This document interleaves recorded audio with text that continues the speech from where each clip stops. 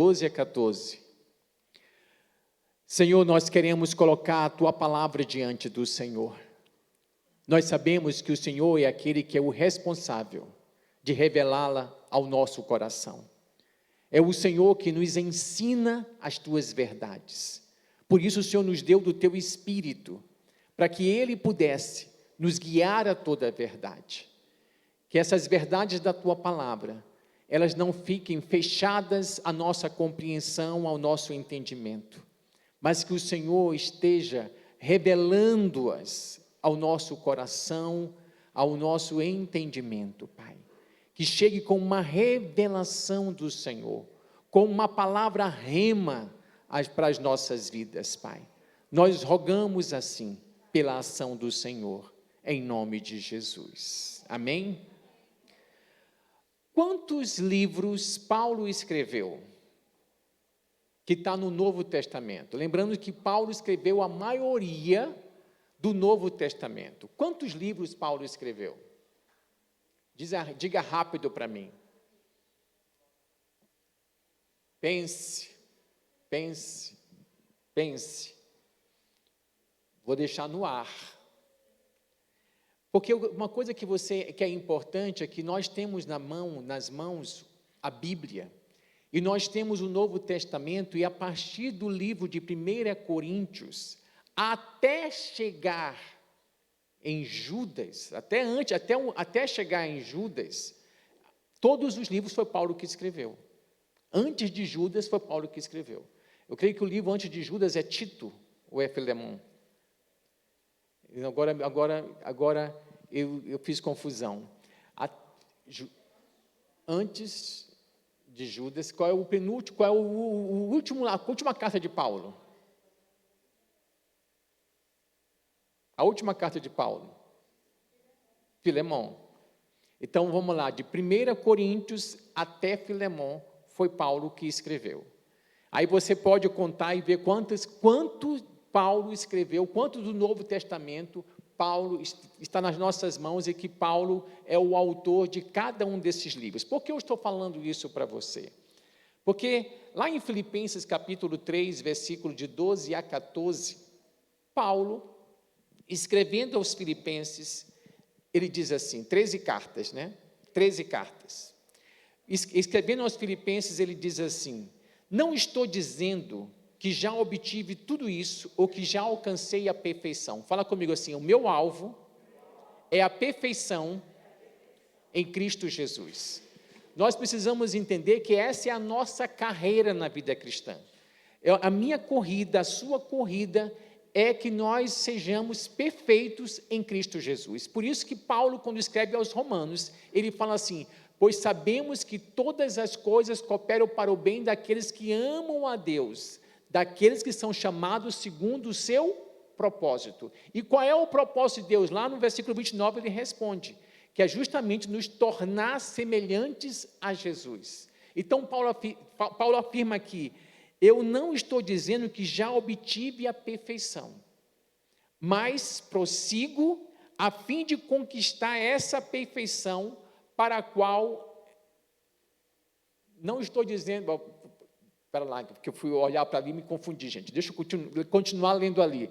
Não estou dizendo que já obtive tudo isso, que já alcancei a perfeição, mas prossigo a fim de conquistar essa perfeição para a qual Cristo Jesus me conquistou. Fala comigo assim: eu fui conquistado em Cristo Jesus para ser perfeito nele. Então, o seu alvo, o meu alvo, é que a cada dia nós estejamos ou sejamos mais parecidos com Jesus. Na continuação ele diz: não, irmãos, não a alcancei, mas concentro todos os meus esforços nisso, esquecendo-me do passado e olhando para o que está adiante de mim. Paulo, continuando, prossigo para o final da corrida, a fim de receber o prêmio celestial para o qual Deus nos chamou em Cristo Jesus. Paulo empreendia todas as energias dele para ser igual a Jesus. Muitas vezes nós dizemos assim: não olhe para homens, olhe para Jesus. Quantos já disseram isso, já ouviram isso? Não olhe para homens, mas olhe para Jesus. Só que Paulo, ele fala uma coisa em Coríntios, ele diz o seguinte, 1 Coríntios capítulo 11, vê para mim se é isso. 1 Coríntios capítulo 11, estou saindo um pouquinho do meu script. Isso. Olha o que Paulo diz, sejam os meus imitadores como eu sou imitador de Cristo. Então, quando nós dizemos assim, não olhe para homens, olhe para Jesus, de certa forma, nós estamos falando algo que não é de todo correto. Deus espera que nós tenhamos pessoas que imitem a Jesus e que possam ser o nosso referencial também. Também. Por isso que Paulo fala assim, sejam os meus imitadores como eu sou imitador de Cristo. Paulo está se colocando como referencial. Olhem como eu vivo, olhem como eu procedo, olhem como eu ajo e façam igual se eu estou nisso imitando a Cristo. Paulo colocou, vou usar uma expressão aqui, o sarrafo bem alto. Porque Paulo fala assim, sejam os meus imitadores como eu sou de Cristo. E ele fala, eu sei que eu não alcancei ainda, mas eu estou correndo para lá. Eu estou correndo para lá. E muitas vezes nós para desculpar-nos, dizendo assim, você sabe que eu sou falho. Para nos desculparmos, nós às vezes fugimos de algo que é a nossa responsabilidade. A cada dia eu preciso ser igual a Jesus. Ontem eu fiz na verdade, assim, eu queria fazer um experimento social ontem no Arena, mas não dava, né? Porque eu tinha que ter várias variáveis para poder calcular e para poder fazer isso. Mas eu fiz uma pergunta para o pessoal do Arena ontem. E a pergunta é, o seu inimigo adoeceu. E ele precisa da sua ajuda. Você ajudaria ou não o seu inimigo? E eu fiz uma entrevista com os jovens. Aí eu lembro que cheguei para um rapaz e perguntei para ele se ele ajudaria. Ele falou, depende. Eu falei, depende o quê? Do inimigo? Eu falei, depende o quê? Vou esclarecer um pouco mais esse seu inimigo. Esse seu inimigo é alguém que o oprime. Então não ajudaria. Deixaria ele morrer. Ele não disse isso, mas eu estou complementando. E aí, depois de tantos nãos que eu ouvi, alguém falou assim, aqui tem um sim. Aí eu fui lá, a pessoa que falou sim, assim, você ajudaria? Ele falou, sim, eu ajudaria. Porque Jesus diz que nós devemos orar pelos nossos inimigos. Eu falei, existe um crente neste lugar. Porque naturalmente, gente, o inimigo está doente e eu vou ajudar o inimigo, mas se eu estou imitando a Jesus, eu devo ajudar. Eu quero que a gente possa entender o grau daquilo que nós somos chamados em Cristo para ser. Eu sou chamado em Cristo para ser perfeito nele. Então, qual é o meu modelo? Jesus.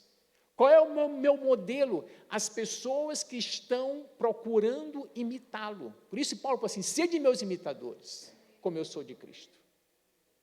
Então, naquilo que alguém imita a Cristo, imite essa pessoa também, porque você vai estar imitando Jesus. E quando nós pensamos deixa eu voltar aqui para o meu script. Quando nós pensamos nesse desafio, Paulo começa dizendo assim, pode voltar lá para Filipenses, por favor? Ele começa dizendo assim, né? Esquecendo-me das coisas que ficaram para trás. Para que, gente, o tema da minha palavra está confuso, né? Você pode ir mais longe. Esse é o tema da palavra. Mas, para que eu possa ir mais longe, para que eu possa obter essa perfeição em Cristo, a primeira coisa que Paulo fala é: deixe o passado no passado. Quando eu falo para deixar o passado no passado, é porque nessa carreira, nesse desafio que nós temos, na caminhada do dia a dia, eu e você cometemos alguns erros. Às vezes, você já cometeu erro assim, querendo acertar e terminou errando?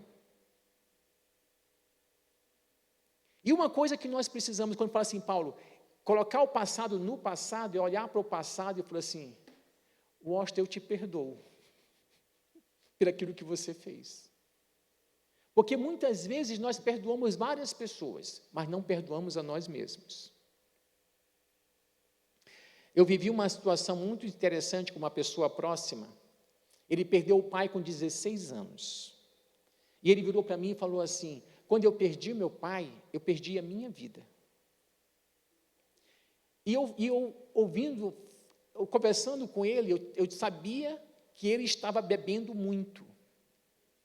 E eu perguntei para ele: quando você começou a beber? Ele falou: aos 16 anos. Falei: quando você perdeu seu pai? Ele falou: quando eu perdi meu pai. Eu falei: qual é o significado? O que a bebida significa para você? Ele falou assim para mim: a bebida é um passatempo. Eu falei: é para afogar as mágoas? Ele falou: também.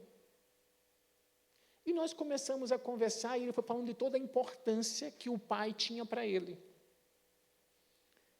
Eu falei assim: você se despediu do seu pai quando ele morreu? Ele falou: não. Eu não me despedi do meu pai. Eu falei: acho que seria bom que você pudesse fazer uma despedida. Seria algo que seria importante para você. E eu passei uma tarefa para ele. Eu passei uma tarefinha para ele. Falei: faz uma carta de despedida.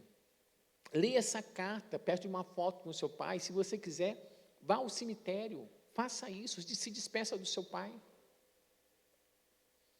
Tá, conversei com ele sobre isso. Nós teríamos um encontro depois, que era para trabalharmos a carta de despedida do pai.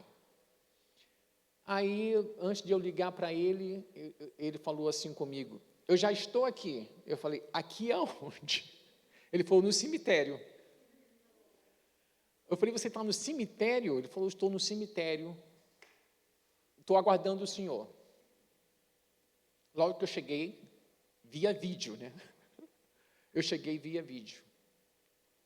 E ali nós fizemos uma despedida. Ele se despediu do pai dele ali. 15 dias depois, nós voltamos a nos encontrar. E ele falou assim para mim: tio, porque é meu sobrinho, é um sobrinho meu. Tio, se você não me ligasse hoje, eu ia ligar para o senhor. Porque eu preciso falar algo para o senhor muito importante. Eu falei: fale. Ele falou: tio, eu não tenho sentido vontade de beber. Eu estou arrepiado falando isso.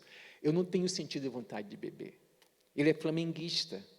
Ele falou: o Flamengo tinha acabado de ganhar, a última disputa que o Flamengo fez aí, tinha acabado de ganhar um campeonato. Ele falou assim: era para eu fazer um churrasco e encher a cara. Ele falou: mas eu não senti vontade de fazer isso. Eu fiz isso assim, fui dormir para no dia seguinte trabalhar. Então eu precisava falar isso para você.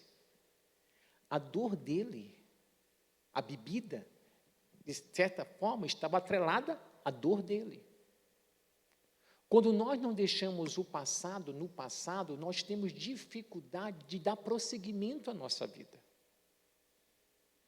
E tem horas que nós temos que olhar para nós, para nossas perdas, para nossos desafetos, olhar para isso e se despedir da maneira correta. Então, deixe o passado no passado. O passado, ele pode ser um fardo, ele pode ser uma âncora. tanto os erros quanto os sucessos do passado podem nos paralisar se não colocarmos no lugar certo. Não é só as perdas que pode ser um problema, o sucesso também pode ter um problema. E você pode estar se reportando ao sucesso que você teve há trocentos anos atrás e aqui no presente. Por isso que Paulo fala, esquecemos das coisas que para trás ficam. Tanto as vitórias como as derrotas. Eu fico impressionado como os atletas têm essa capacidade de se refazer logo após uma perda. Creio que a maioria daqui acompanhou as Olimpíadas, acompanhou o vôlei do Brasil, logo as meninas, né? Eu estava voltado para as meninas, para o vôlei do Brasil, e cada vitória era como se fosse, ok, é para isso que temos que ir para frente, que nós temos mais para conquistar. E aí chega o grande jogo do Brasil, Brasil e Estados Unidos. Se o Brasil ganhasse os Estados Unidos, o Brasil ia disputar medalha de ouro. E eu estava no pet shop, com a minha filha canina, porque ela estava passando mal. E eu, no pet shop, ia assistir, até uma hora que eu não sabia se eu prestava atenção para aquilo que o veterinário estava falando, ou se eu olhava o jogo de vôlei. Teve uma hora que eu deixei a Ana Maria sozinha e fui assistir o último set do jogo de vôlei. E aí o Brasil perde. E é interessante quando você tem muita expectativa por alguma coisa, por exemplo, Copa do Mundo, essas coisas todas de esporte, quando o Brasil perde, só que elas tinham que se refazer, porque dentro de alguns dias elas tinham que disputar a medalha de bronze. Então, essa capacidade de se refazer rápido, muitos de nós não temos. E nós precisamos nos treinar para obter essa capacidade de resiliência. E aí, não consigo lembrar com quem o Brasil disputou a medalha de bronze, mas o Brasil foi com a Turquia. Foi a Turquia? Não consigo lembrar. Mas o Brasil ganhou a medalha de bronze, e foi um bronze que foi festejado como sendo um ouro. Porque a campanha delas foi muito bonita. Então eu quero que você entenda que nessa caminhada de estarmos correndo para sermos semelhantes a Cristo, é como os atletas que estão se preparando para alcançar uma medalha. O nosso prêmio é muito mais superior do que essa medalha. Por isso nós temos que ter essa capacidade de nos refazer rápido diante das perdas, diante dos nossos erros. Temos que deixar o passado no passado. E você precisa lembrar que Deus não quer que você e eu vivamos preso ao que já aconteceu. Isaías 43, versículo 18 e 19.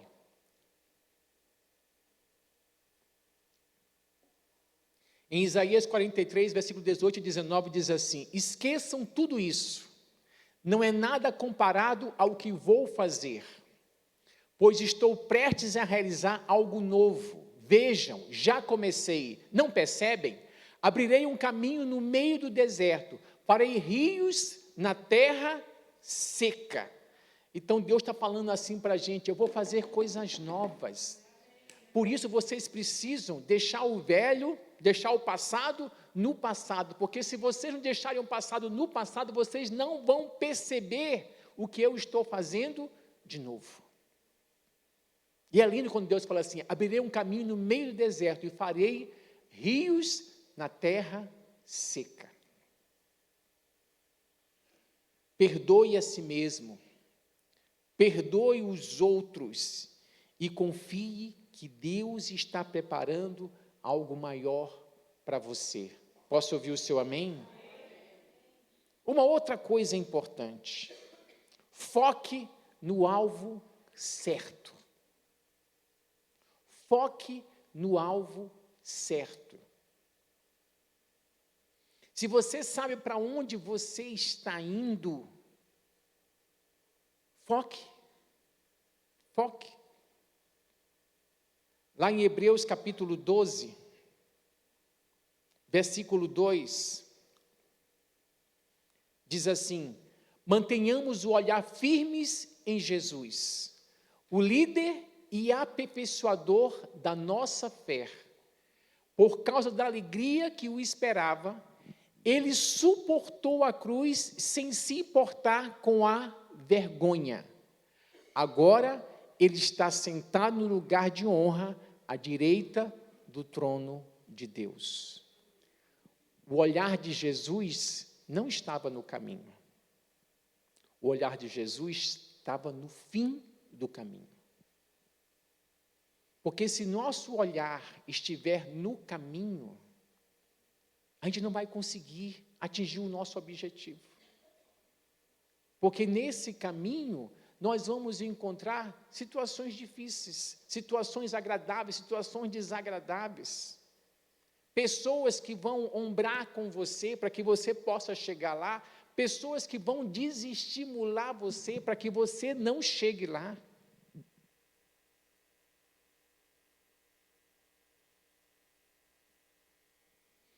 Eu lembro quando eu tinha 45 anos. Parece que foi ontem, gente. Eu estava fazendo meu aniversário, convidei umas pessoas, era a Ana e mais 2 pessoas, para almoçar comigo. E eu fui compartilhar o que eu pretendia fazer no ano seguinte, que era cursar psicologia. Mas uma das pessoas, pegou assim um balde de água fria e derramou sobre a minha cabeça. Sabe quando você acha que você ouve alguma coisa negativa de alguém e que você tem a impressão que entrou aqui e saiu por aqui? Só que não saiu. Por mais que a Ana Maria dissesse para mim, meu bem, aquilo que fulano de tal falou te influenciou. Eu falei, não influenciou. Ele falou, então tá bom, então por que você não faz? Tem que fazer. Passou anos, gente, para eu procurar fazer o que eu queria fazer, que era entrar na faculdade de psicologia e cursar psicologia. Por causa de uma fala de uma pessoa. Olha para você, olha para a sua história e veja de que forma a opinião das pessoas em relação à trajetória de vida que você quer tomar, o que você quer fazer, de que forma isso tem pesado você e puxado você para trás, ou paralisado você. Jesus estava olhando não para a vergonha. Jesus estava olhando não para o sofrimento todo que ele ia passar. Porque pessoas que estavam comendo com ele, uma delas ia traí-lo. As demais iam abandoná-lo. Existe um texto no Velho Testamento que fala sobre Jesus, onde o profeta diz assim, eu fui ferido pelos meus amigos.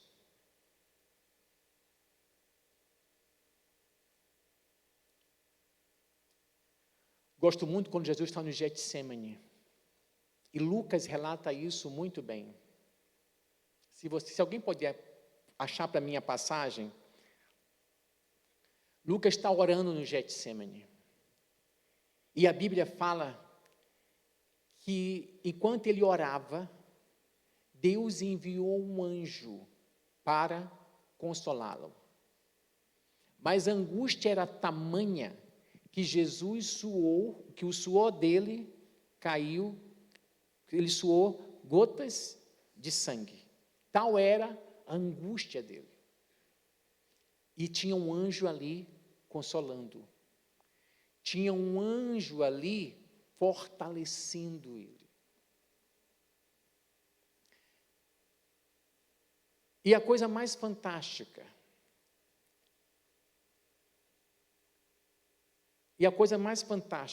nessa história toda, é que Jesus levanta, depois disso, chama os discípulos assim, levantem, o inimigo se aproxima. Jesus levantou dali refeito. Isso me ensina uma coisa, procure buscar força em Deus para você continuar a sua caminhada. Volta para mim, versículo anterior, olha o que diz o texto aí. Lucas 22, 42 primeiro. Pai, se queres, afasta de mim este cálice, contudo que não seja feita a tua vontade. Contudo que seja feita a tua vontade e não a minha. Próximo.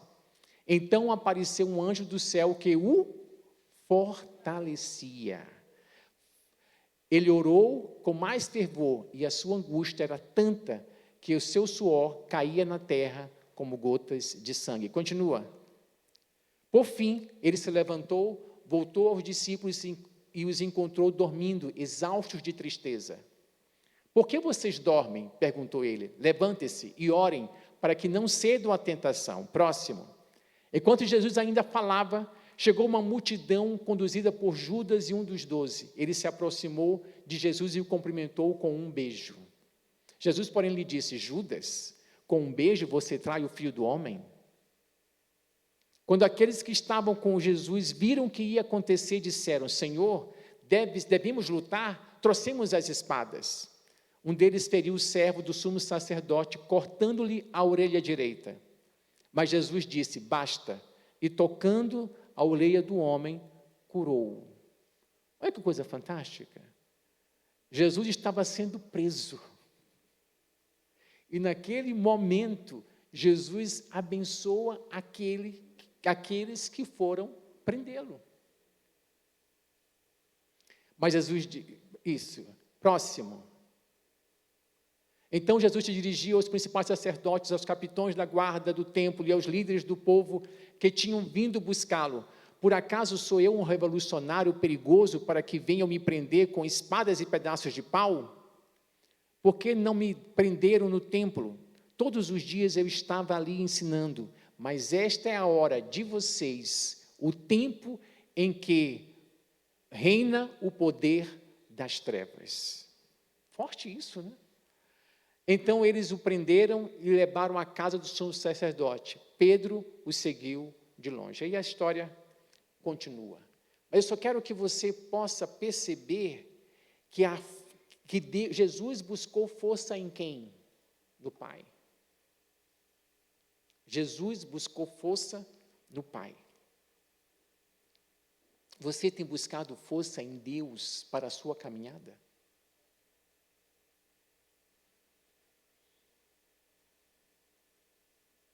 Lá em Jeremias, versículo 29, o capítulo 29, versículo 11, diz assim, porque 29, 11, é isso, né?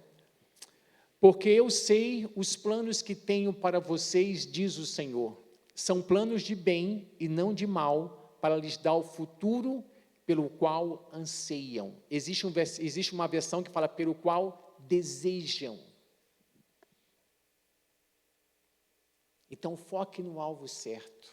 O que você anseia? O que você deseja? É por isso que nós fazemos o livro dos sonhos. Porque no livro dos sonhos você tem uma imagem que você pretende alcançar, do que você pretende alcançar, do que você pretende se tornar concreto na sua vida. Então, foque no alvo, foque no alvo. Persevere com fé e confiança. Olha o que diz Isaías 41, 10. Não tenham medo. Vamos ler junto esse versículo? No 3. 1, 2, 3. Pois eu estou com você. Não desanime. eu o fortalecerei e o ajudarei. Com a minha vitoriosa mão direita o sustentarei. Dá para dar um forte aplauso a ele?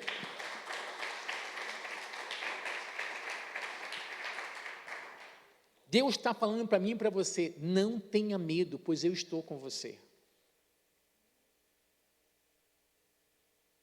No outro versículo, lá em Zacarias 4:6, diz assim: então ele me disse, assim diz o Senhor a Zorobabel, não por força, nem por poder, mas pelo meu Espírito, diz o Senhor dos Exércitos. Quem vai fortalecer você, quem vai nos fortalecer, nos dar condições de caminhar, é o próprio Deus. É tão bom saber que nós não estamos sozinhos nessa nossa caminhada.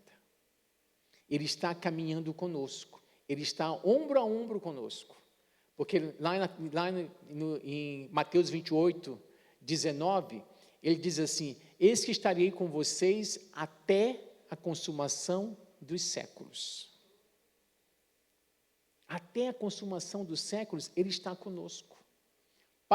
Para nos ajudar a fazer a própria obra que Ele nos confiou nas mãos para fazer.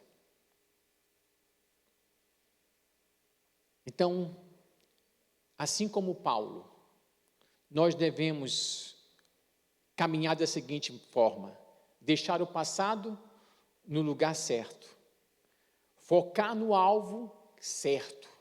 Qual é o seu alvo? O meu alvo, o nosso alvo, como filhos de Deus, é a perfeição em Jesus. Esse é o nosso alvo.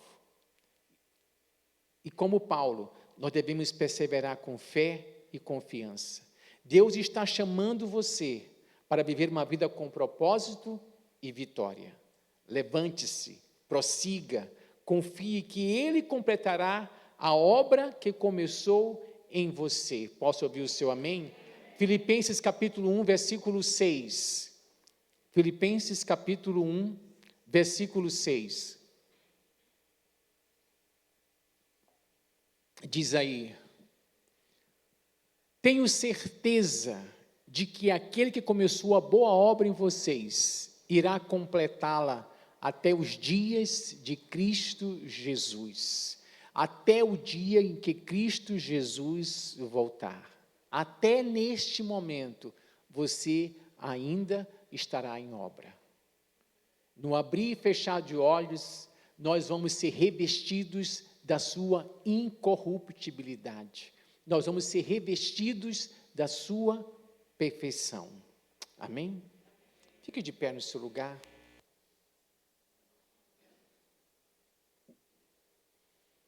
Não importa onde você está agora, Deus tem mais para você. Então, por isso, a nossa decisão deve ser a decisão de avançar. Põe a mão no seu coração. Quero orar por você. Quero orar pelo seu coração.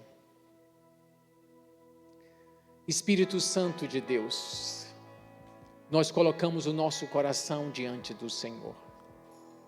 O Senhor é aquele que veio para nos dar poder. Poder para sermos testemunhas de Jesus. Poder para sermos iguais a Jesus. É o Senhor que trabalha em nós dia a dia, conformando-nos à imagem de Cristo. Que o Senhor tenha liberdade de continuar trabalhando nas nossas vidas.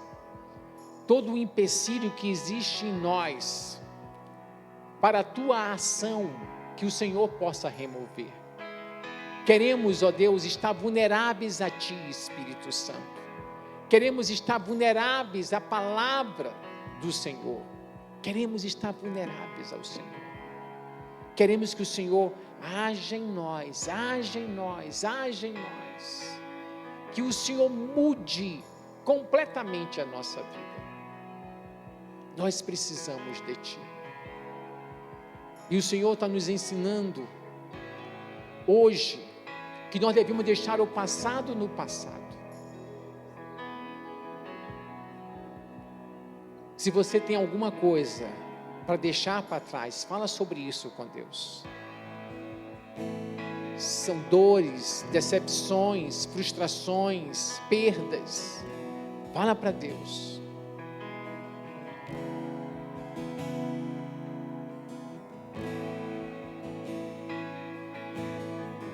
Deus, age em nós, age em nós, age em nós, Senhor, age em nós, age em nós, age em nós, Senhor, age em nós. Aqui, movendo entre nós, te adorarei, te adorarei. Estás aqui, mudando destinos, te adorarei, te adorarei. Estás aqui, operando milagres, te adorarei, te adorarei. Estás aqui, transformando nossas vidas, te adorarei, te adorarei. Meu Deus é Deus de milagres, Deus de promessas, caminho no deserto, luz na escuridão. Meu Deus, esse é quem tu és. Diga, meu Deus é Deus de milagres, Deus de promessas, caminho no deserto, luz na escuridão. Meu Deus, esse é quem tu és. Estás aqui, tocando os corações, te adorarei, adorei o Senhor, te adorarei. Estás aqui, curando multidões, te adorarei, te adorarei.